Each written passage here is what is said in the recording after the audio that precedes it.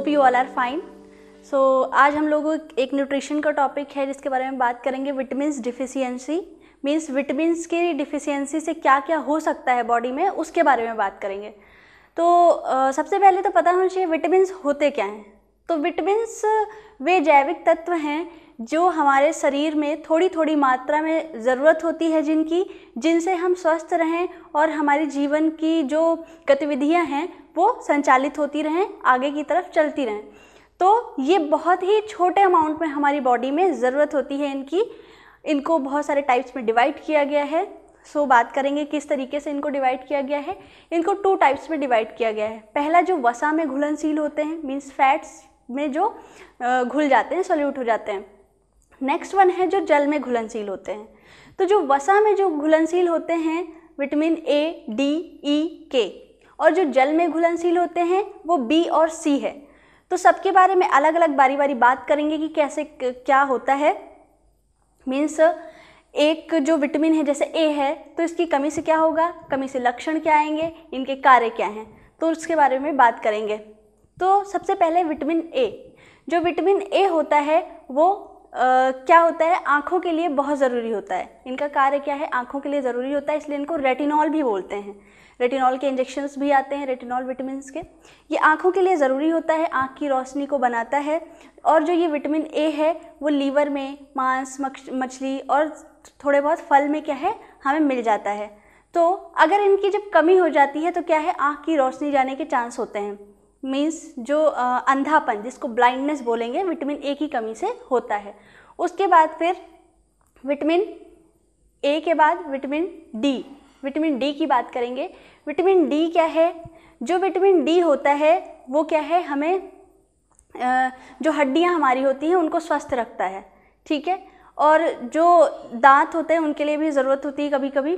तो जो vitamin D होता है वो यूवी रेस के वजह से क्या है, कभी कभी जो यूवी रेज होता है वो ज़रूरी होती है।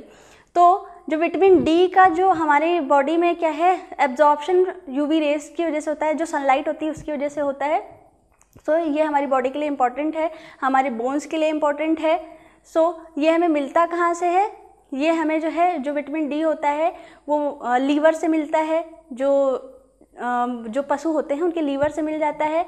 और फिर उसके बाद फिर जो ये विटामिन डी है, इनको 2 टाइप्स में डिवाइड किया है, vitamin D 2, vitamin D 3, 2 types में डिवाइड किया है।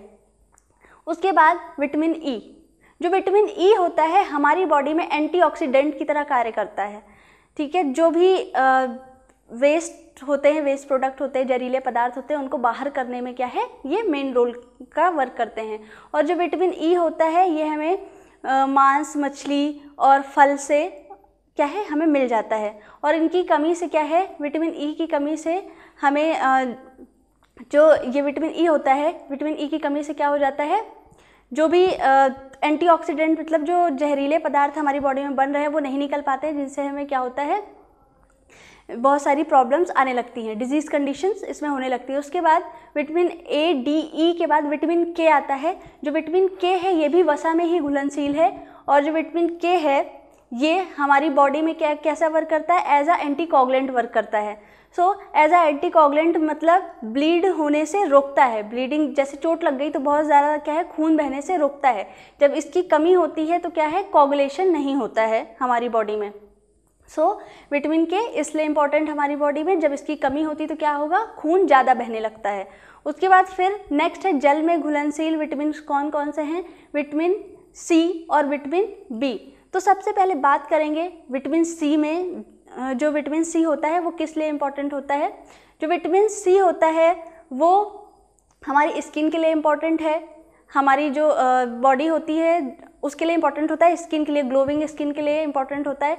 तो विटामिन सी हमें क्या, खट्टे पदार्थों से मिल जाता है, टमाटर से मिलता है, हरी मिर्च जो होती है उससे मिल जाता है, और जितने भी ऑरेंज या येलो फ्रूट्स होते हैं उनसे मिल जाता है, खट्टे पदार्थों से। इसको क्या है, एस्कॉर्बिक एसिड भी बोलते हैं। तो एस्कॉर्बिक एसिड भी बोलते हैं। और जब इनकी कमी होती है तो स्कर्वी रोग बोलते हैं। जब विटामिन सी की कमी होगी तो क्या होगा, स्कर्वी रोग हो जाता है। उसके बाद फिर नेक्स्ट हम लोग बात करेंगे विटामिन बी के बारे में।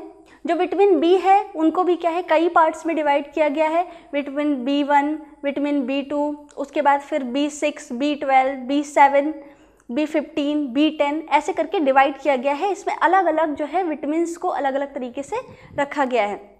जो विटामिन B1 होता है उसमें क्या है, थायमीन आता है। थायमीन क्या है, ये हमारी जो माउथ होता है क्या है, इसके लिए इम्पॉर्टेंट होता है, इसके लिए क्या है इम्पॉर्टेंट होता है। जो स्लेस होती है अंदर की, इनको हेल्दी रखने के लिए इम्पॉर्टेंट होता है थायमीन। उसके बाद फिर विटामिन B2 होता है, विटामिन B3 होता है।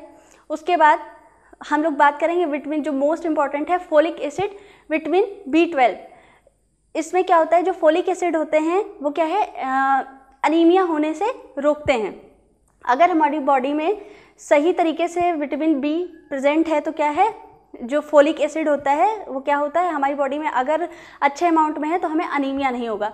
उसके बाद फिर बायोटिन होता है विटामिन्स में जो डिवाइड किया गया है, और बायोटिन के बाद फिर नियासिन। ये सारे विटामिन बी हैं जो कि हमारी बॉडी में क्या है, अगर कम हो जाते हैं तो बेरी बेरी रोग होने के चांसेस होते हैं, अनीमिया हो सकता है और डिफरेंट टाइप की डिजीजेस कॉज हो सकती हैं। सो आज हम लोगों ने बात किया वसा में घुलनशील विटामिन के बारे में और जल में घुलनशील विटामिन के बारे में। Hope you all understand. Thank you for watching the video. Bye for the next video.